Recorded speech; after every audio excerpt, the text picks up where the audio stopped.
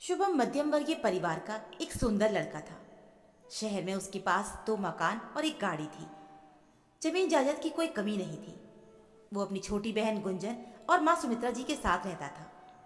उसके पिता का हाल में ही निधन हो गया था, इसलिए सुमित्रा जी ने अपने बेटे के सामने गांव का पुराना मकान बेचने का प्रस्ताव रखा। अब गांव में उनके परिवार से कोई नहीं रहता था, सब शहर में आकर बस गए थे। शुभम सुबह की बस पकड़ के अपने गांव के लिए निकल पड़ा। गांव शहर से करीब 100 किलोमीटर की दूरी पर था। बस रास्ते में रुकते रुकते और नए पैसेंजर को लेते हुए आगे बढ़ रही थी कि तभी बस में एक बेहद सुंदर लड़की और उसके साथ उसकी चाची और बहन चढ़ने लगे। शुभम बस में चढ़ते उतरते लोगों को देख रहा था। उसकी नज़र उस लड़की के ऊपर गई और उसी पर ठहर गई। उसकी प्यारी सी मुस्कान और सीधे साधे ड्रेस में वो बेहद खूबसूरत नजर आ रही थी। एक तेज हवाओं का झोंका आया और उसके दुपट्टे से उसका मुंह ढक गया।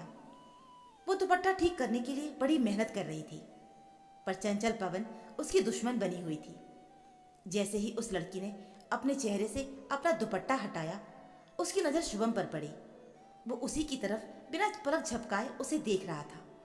वो भी शुभम को देखकर मुस्कुराई और शर्मा के उसने अपनी आंखें फेर ली। गांव आते ही बस रुकी। लड़की ने शुभम को एक नज़र देखा और बस से उतर गई। ये तो वही गांव था जहां शुभम को भी उतरना था। शुभम भी बस से उतरा और गांव के कच्चे रास्ते पर चलने लगा। लड़की, उसकी चाची और बहन आगे चल रहे थे और शुभम उनके पीछे पीछे चल रहा था। पीछा करने का उसका कोई इरादा नहीं था, पर सबकी मंजिल एक ही गांव थी। लड़की की चाची रुकी और पीछे देखा और शुभम को इशारा करते हुए अपने पास बुलाया और पूछा, कौन हो भाई? पहले तो कभी तुम्हें यहाँ नहीं देखा मैंने। शुभम मुस्कुराया और बोला, जी मैं रघुवीर सिंह का बेटा हूँ। मेरे दादाजी विजय सिंह जी का पुराना मकान और थोड़ी ज़मीन है यहाँ पर। हमारे परिवार से अब यहाँ कोई नहीं रहता, तो मैं उस ज़मीन और मकान को बेचने के लिए शहर से गाँव आया हूँ। चाची खुश हो गई और शुभम की पीठ थपथपाकर बोली, तुम तो हमारे पड़ोसी के बेटे हो। उनका घर हमारे घर के बगल में ही है। बहुत छोटे थे तुम जब तुम्हें देखा था। चड्डी पहनकर हमारे सामने घूमा करते थे। अब तो जवान हो गए हो। चलो हमारे घर खाना खाकर ही जाना। चाची की बात सुनकर शुभम थोड़ा शर्मा गया और वो 2 लड़कियां मन ही मन में हंसने लगी थीं। शुभम चाची के साथ गांव की तरफ चलने लगा। उन्होंने उनके साथ चल रही उनकी बेटी पिया और उनकी जेठानी की बेटी रचना का परिचय दिया। शुभम और रचना ने एक दूसरे को सामने से देखा और दोनों एक दूसरे की ओर देखकर मुस्कुराए। चाची बातें किए जा रही थी और शुभम और रचना एक दूसरे को चुप चुप के देख रहे थे। उतने में चाची का घर आ गया। दोपहर का समय था, सब अपने अपने घरों में सो रहे थे। चाची ने रचना को पानी लाने के लिए कहा। रचना ने सबको पानी पिलाया। थोड़ी देर में रचना के चाचा जी भी आ गए थे। शाम होते ही चाचा जी शुभम को उसके मकान और जमीन के दर्शन करवाने ले गए। शुभम ने उसकी माँ को फ़ोन पर बता रखा था कि वहाँ राकेश चाचा के यहाँ रुक रहा है। उसकी माँ को इस बात से कोई दिक्कत नहीं थी। उन्होंने पहले से ही एजेंट से ज़मीन और मकान के लिए बात कर रखी थी, इसलिए ज़मीन की खरीदार उन्हें मिल गया था, पर घर का अभी तक कोई खरीदार नहीं मिला था। रात को खाना खाने के बाद सब आंगन में बैठकर बातें कर रहे थे। अगल बगल के पड़ोसी भी शुभम से मिलने के लिए इकट्ठा हुए और उससे ढेर सारी बातें की। शुभम को यहाँ अपनापन सा लग रहा था। सब रात को छत पर सोने के लिए चले गए। आधी रात को जब सब सो रहे थे, तब अचानक शुभम की आंख खुली। रचना पानी की घड़े के पास खड़ी पानी पी रही थी। पता नहीं क्यों आज उसे भी नींद नहीं आ रही थी। शुभम उठा और रचना की तरफ बढ़ने लगा। रचना भली भांति समझ गई थी कि शुभम उसे मन ही मन में चाहने लगा है। शुभम रचना के पास पहुंचा कि तभी रचना ने पानी से भरा हुआ गिलास शुभम की तरफ आगे बढ़ा दिया। शुभम ने भी मौका देखते गिलास के साथ साथ उसके हाथों को अपने हाथों से छू लिया। रचना के बदन में मानो बिजली सी चल पड़ी थी। उसने तुरंत ही अपना हाथ पीछे खींच लिया। शुभम धीमी आवाज में बोला, रचना मैं तुमसे प्यार करने लगा हूँ। अगर तुम भी मुझको पसंद करती हो तो मैं मेरी माँ से इस बारे में बात करूँ। रचना ने शुभम से नज़र मिलाते हुए और मुस्कुराते हुए कहा कि हाँ, मैं भी तुमसे प्यार करने लगी हूँ। ये सुनते ही शुभम खुशी से झूम उठा था और उसने रचना का हाथ अपने हाथों में थाम लिया। दोनों एक दूसरे का हाथ अपने हाथ में पकड़े काफ़ी देर तक वहीं खड़े रहे। तभी चाची जी की खांसने की आवाज़ आई। दोनों अपने अपने गद्दे पर जाकर लेट गए। रात भर एक दूसरे के ख्यालों में खोए हुए थे। आज सुबह शुभम को वापस शहर जाना था। वो नहा धोकर तैयार हुआ और चाचा जी के साथ जमीन की कागजी कार्रवाई करने के लिए निकल पड़ा। सब काम निपटाकर वो लोग दोपहर को वापस आए। थोड़ी देर आराम करने के बाद शुभम ने सबसे विदा ली, पर रचना उसे कहीं नजर नहीं आ रही थी। शुभम जैसे ही बस स्टेशन के करीब पहुंचने की तैयारी में था कि अचानक से रचना उसके सामने आ गई। रचना को सामने देखकर शुभम खुशी से उछल पड़ा था। दोनों ने काफी देर तक एक दूसरे से प्यार भरी बातें की और जल्दी ही फिर से मिलने के वादे के साथ शुभम ने उससे विदा लेते हुए उसके सर को चूम लिया। शुभम को दूर जाते हुए देख रचना का मन उदास हो गया था। घर पहुंचते ही शुभम अपनी माँ के गले लिपट गया। उसकी आंखों की चमक और चेहरे की खुशी माँ से छुपी नहीं थी। माँ ने मजाक मजाक में ही उससे पूछ लिया कि गांव में अपने लिए कोई लड़की पसंद करके आ गया है क्या। शुभम के मुंह से निकल गया, माँ आपको कैसे पता चला? माँ हूँ तुम्हारी, बताओ वो खुशनसीब कौन है? शुभम ने माँ से कहा, शोभा चाची की लड़की रचना। रचना का नाम सुनकर सुमित्रा का मन थोड़ा कड़वा सा हुआ, पर अपने मन की बात उन्होंने शुभम के आगे जाहिर नहीं होने दी और बोली, ठीक है, पहले हाथ मुंह धो ले, खाना खा ले, हम बाद में इस बारे में बात करेंगे। दरअसल सुमित्रा अपने बेटे के लिए एक अमीर घराने की बेटी ढूंढ रही थी जो अपने साथ खूब सारा पैसा लेकर आए, और वो जानती थी कि रचना एक गरीब परिवार की बेटी है। उसके माता पिता ठीक से उसकी शादी करवा सके उतने पैसे भी उनके पास नहीं है। सुमित्रा जी ने प्यार से उसे रचना से शादी ना करने के लिए समझाया, पर शुभम जिद पकड़कर बैठ गया और कहने लगा, अगर वो शादी करेगा तो सिर्फ रचना से ही करेगा, वरना नहीं करेगा। आखिरकार सुमित्रा को बेटी की जिद के आगे झुकना पड़ा। रचना को इस बात का पता चलते ही उसके तो जैसे पंख निकल आए हों और वो खुशी से नाचने लगी थी। घर के लोगों की उपस्थिति में रचना और शुभम की सगाई की गई। लाल रंग की साड़ी में रचना बेहद सुंदर लग रही थी। आज उसका रूप और भी निखर के आ रहा था। सगाई के बाद सुमित्रा जी अपना मकान देखने चली गई और बाकी लोग भी साथ में गए, पर शुभम रुक गया। शुभम ने रचना को एक चेन दी। रचना के कहने पर शुभम ने अपने हाथों से उसे पहनाई। उस समय घर में कोई मौजूद नहीं था, तो शुभम ने रचना को गले से लगा लिया। अब शुभम और रचना हर रोज फोन पर घंटों बातें करती थी और ऐसे ही एक महीना बीत गया। शादी के लिए पंडित जी को बुलवाकर मुहूर्त निकलवाया गया, जो कि अगले महीने का था। परिवार वाले शादी की तैयारी में लग गए थे। देखते ही देखते महीना कब गुजर गया पता ही नहीं चला। आखिरकार शादी का दिन भी आ गया। शुभम दूल्हे के जोड़े में बेहद सुंदर लग रहा था। पंडित जी ने मंत्र का उच्चारण चालू किया। सब दुल्हन के मंडप में आने की राह देख रहे थे, खासकर शुभम। तभी घर का दरवाजा खुला और रचना अपने कदमों से चलकर धीरे धीरे बाहर आई। वो परियों से भी अधिक सुंदर लग रही थी। पंडित जी ने शादी की बाकी रस्म संपन्न की और विवाह पूर्ण हुआ। विदाई का समय हो गया था। रचना अपनी माँ के गले लगकर खूब रोई। शुभम ने उसे संभाला और फिर वो कार में बैठ गए और बारात शहर की तरफ रवाना हो गई थी। घर पहुंचकर शुभम की माँ ने अपनी बहू का स्वागत किया। सिक्का खोजने की रस्म में रचना की जीत हुई और ये देखकर सुमित्रा जी को बहुत दुख हुआ, पर वो सबके सामने खुश होने का दिखावा करती रही। रस्मों के बाद रचना को उसके कमरे में बिठाया गया। शुभम उसके पास आकर बैठा, उससे प्यार भरी बातें की और बड़े प्यार से उसने रचना का हाथ अपने हाथों में लिया और फिर दोनों हमेशा के लिए एक दूसरे के हो गए। दूसरे दिन सुबह 5 बजे सुमित्रा ने दरवाजा खटखटाया। रचना तुरंत ही जाग गई थी और दरवाजा खोला तो सुमित्रा ने बताया कि आज माता के मंदिर दर्शन के लिए जाना है, इसीलिए दोनों जल्दी तैयार हो जाओ। सुमित्रा जी ने शादी की रस्मों के बाद रचना को घर के कामों में व्यस्त कर दिया था ताकि वो शुभम के साथ समय ना बिता सके। रचना अपने साथ मायके से जो भी चीज़ लेकर आई थी उसका सुमित्रा जी मजाक बनाना चाहती थी। सारे पड़ोसियों के सामने कितनी सस्ती चीज़ लेकर आई है, ये बोलकर वो रचना को सबके सामने नीचा दिखाने की कोशिश करना चाहती थी। रचना को इस बात से बहुत दुख हुआ, पर वो हमेशा चुप रही।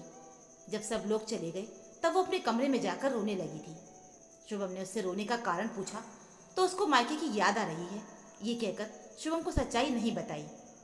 शुभम रचना को चुप कर रहा था। तभी सुमित्रा जी ने उसे फिर से बुलाकर घर के कामों में लगा दिया। रचना को समझ में आ गया था कि सुमित्रा जी उसे पसंद नहीं करती, पर उसने धैर्य रखते हुए उनकी बड़ी सेवा की। सुमित्रा जी के मुंह से निकले उससे पहले ही रचना वो सारे काम निपटा देती थी, पर सुमित्रा जी उसके काम में कोई ना कोई कमियां निकालती ही रहती थी और बहस करती रहती थी। ये सब तभी होता था जब शुभम घर से बाहर होता था। घर के कामों से थकी रचना कहीं ना कहीं शुभम को समय देने से निष्फल हो रही थी। शुभम भी इस बात को अच्छी तरह समझ रहा था। आखिरकार वो उसे बेइंतहा मोहब्बत जो करता था, इसलिए उसने रचना के साथ समय बिताने के लिए हनीमून पर जाने का प्लान बनाया, जो सुमित्रा जी को बिल्कुल भी पसंद नहीं आया।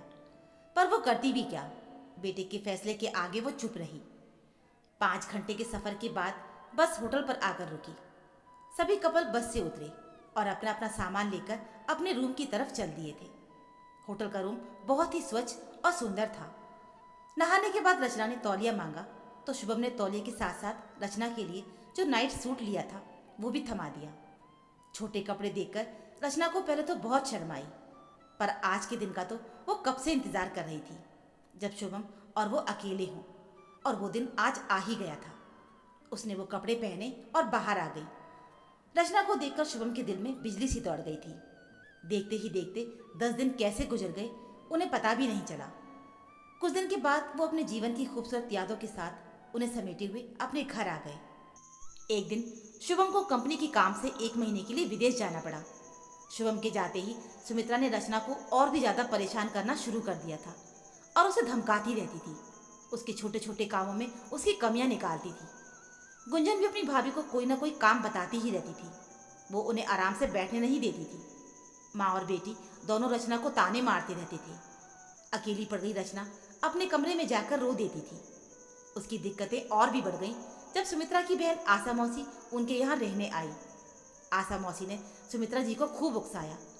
वो कहने लगी, ये कैसी गरीब घर से बहू लेकर आई है, ना ही इसमें कपड़े पहनने का सलीका है और ना ही बोलने का, एकदम देहाती लगती है। इससे अच्छा तो तुम मेरी बताई हुई लड़की से अपने बेटी की शादी करवाती। पता है उसके पिता उसके ससुराल वालों को बंगला गाड़ी देने वाले हैं और 10 तोला सोना भी। आशा की बातें सुनकर सुमित्रा का लालच और भी बढ़ गया। उस रात हमेशा की तरह सबके खाना खाने के बाद रचना खाना खाने बैठी तो सुमित्रा ने आवाज लगाई, बहू मेरे लिए 1 गिलास पानी तो लेकर आ, बड़ी प्यास लगी है।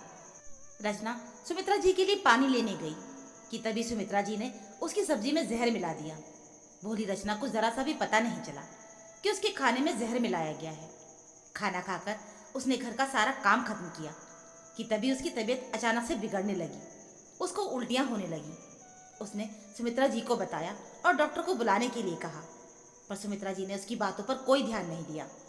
वो शुभम को फ़ोन लगाने ही जा रही थी, पर उसका अपना फ़ोन कहीं पर भी नहीं मिल रहा था, क्योंकि वो पहले से ही गुंजन ने कहीं छुपा के रख दिया था। लालची सुमित्रा को जरा सा भी एहसास नहीं था कि उसने क्या अपराध कर डाला है। लालच उन पर इतना हावी हो गया था कि तीनों ने मिलकर रचना को एक बड़े से बैग में डाला और शहर से दूर सुनसान जगह पर जाकर दफना दिया। उसका फ़ोन भी स्विच ऑफ करके वहीं पर दफना दिया और वापस घर पर आकर सो गए जैसे कुछ हुआ ही ना हो। दूसरे दिन सुबह करीब 10 बजे रचना के फ़ोन पर शुभम ने कॉल किया, पर उसका फ़ोन स्विच ऑफ आ रहा था, इसलिए उसने माँ को फ़ोन लगाया। सुमित्रा जी ने घबराते हुए फ़ोन उठाया। शुभम जब रचना के बारे में पूछने लगा तो सुमित्रा ने कहा कि रचना किसी ज़रूरी काम से बाहर गई है, तुम थोड़ी देर के बाद उसे फ़ोन करना।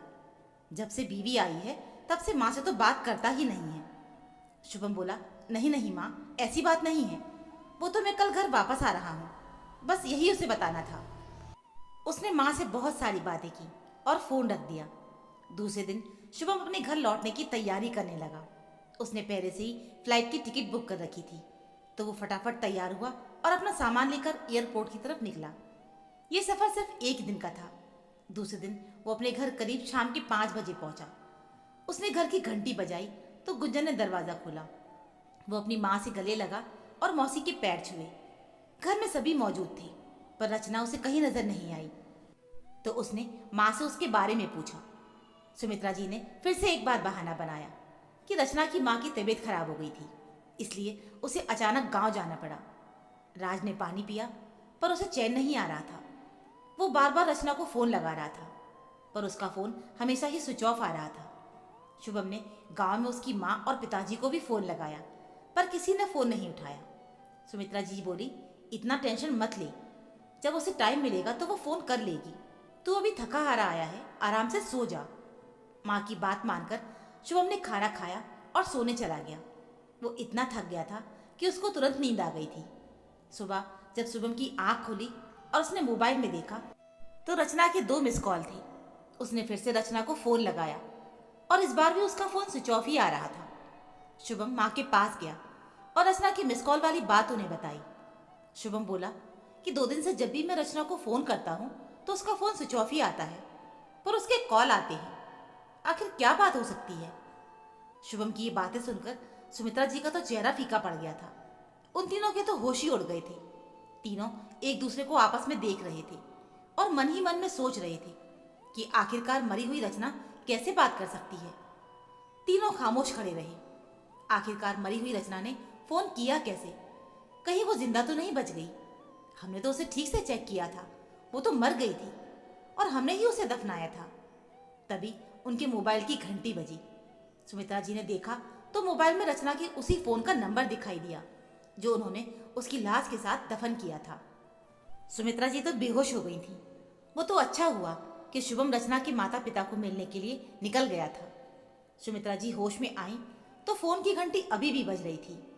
सुमित्रा जी ने हिम्मत करके फोन उठाया तो सामने से रचना की आवाज आई। वो बोली, माँ जी, मेरा क्या कसूर था? रचना की आवाज सुनकर वो फिर से बेहोश हो गई। गुंजन ने फोन को स्विच ऑफ कर दिया। सुमित्रा जी को धीरे धीरे होश आया। सब बहुत डर गए थे और एक दूसरे की तरफ देख रहे थे। गुंजन बोली, माँ, भाभी की रूह भटक रही है, वो हम सबको मार डालेगी, वो हमसे बदला लेने आई है। उधर शुभम रचना के गांव पहुंचा। रचना के माता पिता को वहां सही सलामत देखकर उसे बहुत खुशी हुई। उसने उनसे रचना के बारे में पूछा। रचना के माँ बाप ने उसे बताया कि उन्होंने 1 हफ्ते से रचना से बात ही नहीं की। शुभम बोला, लेकिन आप तो बीमार थी और इसलिए वो यहाँ आई हुई थी। रचना की माँ ने इस बात से इनकार कर दिया और कहा कि हम जब भी फोन लगाते हैं तो वो काम में व्यस्त होती है और 2-3 दिन से तो उसका फोन ही स्विच ऑफ आ रहा है। फिर हमने बेटी को ससुराल में बार बार फोन करके परेशान करना ठीक नहीं समझा। दामाद जी, आखिर हमारी बेटी कहाँ गई है? वो अपने ससुराल में भी नहीं है और ना ही यहाँ आई है, तो फिर वो कहाँ चली गई? दामाद जी, आप हमारी बेटी को ढूंढ के ले आओ। रचना की माँ जोर जोर से रोने लगी थी। शुभम बोला, आप चिंता ना करें, रचना जहाँ भी होगी सही सलामत होगी। शुभम ने अपनी माँ को फोन लगाया और पूछा, माँ, आप तो कह रही थी कि रचना की माँ की तबीयत खराब है, इसीलिए वो गांव गई हुई है, पर वो तो यहाँ पे भी नहीं आई। सुमित्रा जी बोली, वो तो हमें यही बता के गई थी। शुभम ने कहा, कोई बात नहीं माँ, हम उसे ढूंढ ही लेंगे।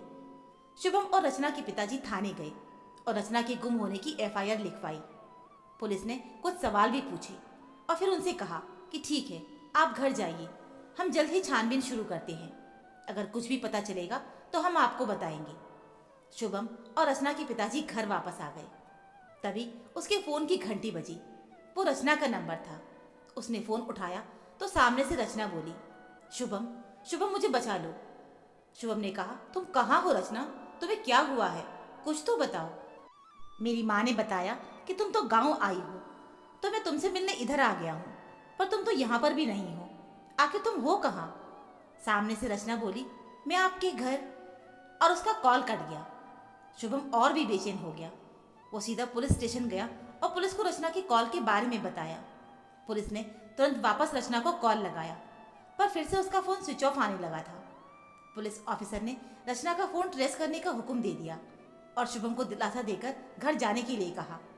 तभी शुभम के मोबाइल पर उसके पड़ोसी का फोन आता है और वो बताता है कि शुभम, तुम्हारे घर से अजीब अजीब सी आवाज़ें आ रही हैं। शुभम ये बात पुलिस को बताता है। पुलिस ऑफिसर शहर की पुलिस को शुभम के घर जाकर छानबीन करने को कहते हैं। शुभम, रचना के माता पिता और गांव के पुलिस ऑफिसर भी शहर के लिए रवाना हो गए थे। वो भी वहां आ पहुंचे। शुभम ने घर का दरवाज़ा खटखटाया, पर किसी ने दरवाज़ा नहीं खोला। इसलिए पुलिस ऑफिसर ने दरवाज़ा तोड़ने का हुक्म दे दिया। हवलदारों ने दरवाज़ा तोड़ दिया। जब सब घर के अंदर गए तो घर के अंदर का मंजर बहुत ही भयावह था। सुमित्रा जी ने रचना की आत्मा से खुद को बचाने के लिए तांत्रिक को बुलवाया था। पूरे घर में धुआं ही धुआं फैला था।